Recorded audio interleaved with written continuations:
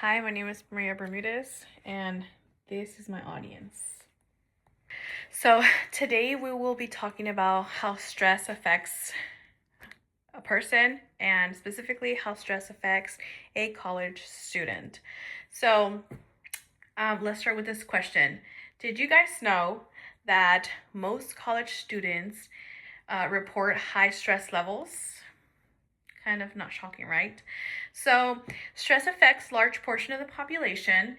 College students are high risk due to the mental, physical, and academic workload that is put on us while we're in college.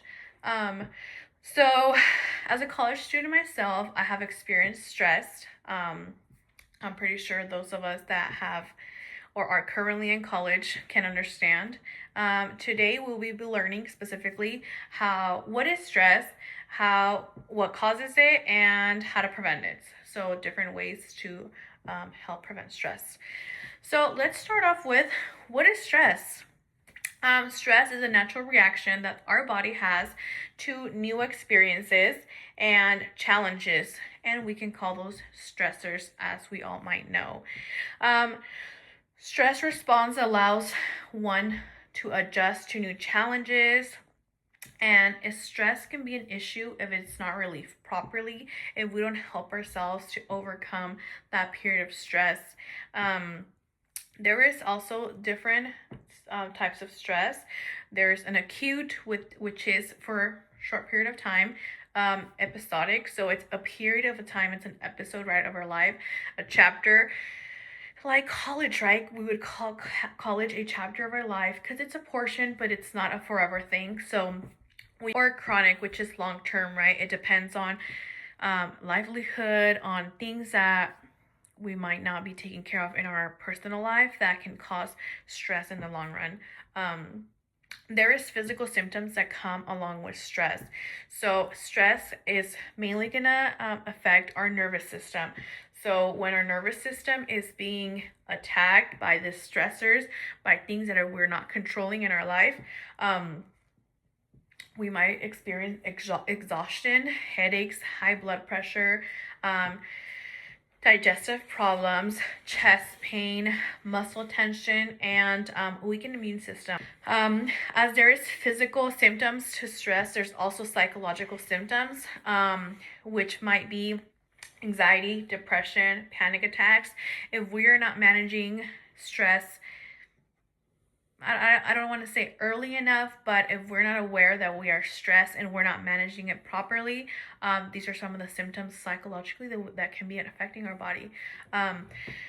So individuals with chronic stress disease can resort to different coping mechanisms, which cannot always be positive, right? So some of college students or individuals in the real world outside of college can resort to things that are not very positive and are not going to affect our body positively, like alcohol, gambling, eating disorders, smoking, and substance abuse, which it's reality, right? Some of us or some individuals do not know how to cope, and sometimes we don't know how to cope ourselves, and we resort to bad eating habits. I mean, I think I've experienced that where it's like I'm stressed over the top and I'm just gonna go eat a bag of chips, right? Or I'm gonna eat the whole tub of ice cream.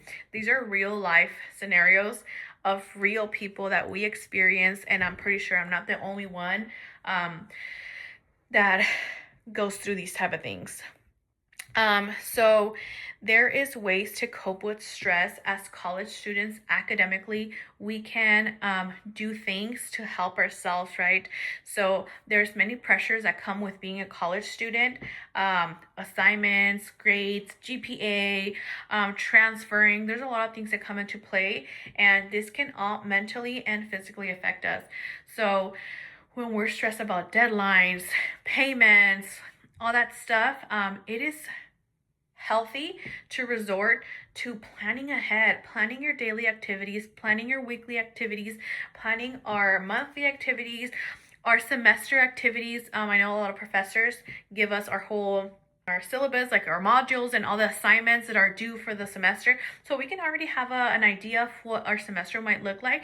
So setting all these like reminders and all that stuff can help stress with college work. Social stress can also be a place where your friends are going out, but you have too much homework and you can't do that. So having a balance and setting deadlines and participating in things is also healthy for us. Some things that can help us cope with stress is as well as exercise and sleep. Exercise, super fundamental for our physical health, right? Going out, moving our body can help us. As well as sleep.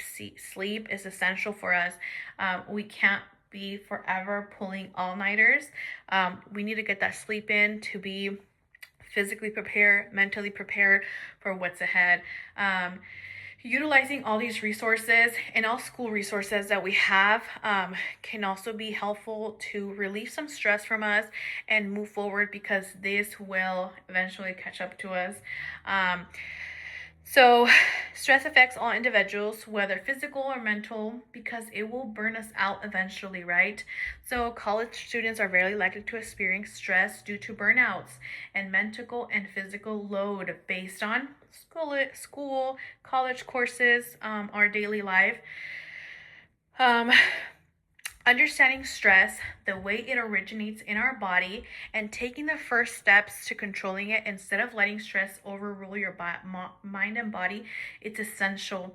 I hope with this presentation that we're all able to get something from it and move forward managing our stress. Thank you for watching.